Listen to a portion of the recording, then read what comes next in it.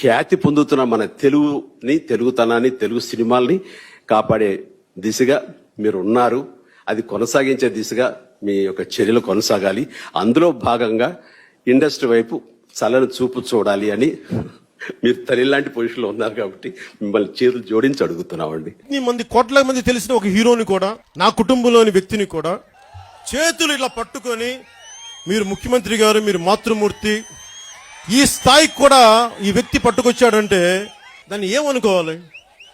ఎంత అహంకారం! ఒక చిన్న షాపు పెట్టుకున్న మురళి దగ్గర నుంచి ఒక పెద్ద స్థాయికి వెళ్ళిపోయి ఒకప్పుడు ముఖ్యమంత్రిగా, ఉమ్మడి రాష్ట్రానికే ముఖ్యమంత్రిగా చూద్దాం అనుకున్న వ్యక్తిని కూడా నువ్వు చేతులు జోడించి నా దగ్గర ఇలా కూర్చొని ఉండాల్సిందే అన్న ఆధిపత్యపు ధోరణి చూపిస్తే ఇదేం సూచిస్తుంది?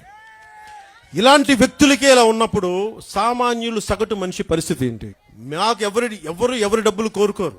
సగటు మనిషి ఎవ్వడు ఇంకొక డబ్బులు కోరుకోడు.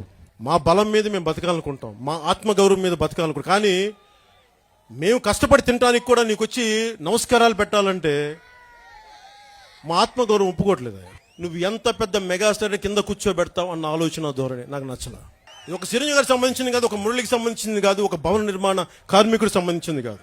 ఇది మన అస్తిత్వం, ఇది మా ఆత్మగౌరవం. ఇది నువ్వేం దిగొచ్చావా నువ్వు ముఖ్యమంత్రి అయితే?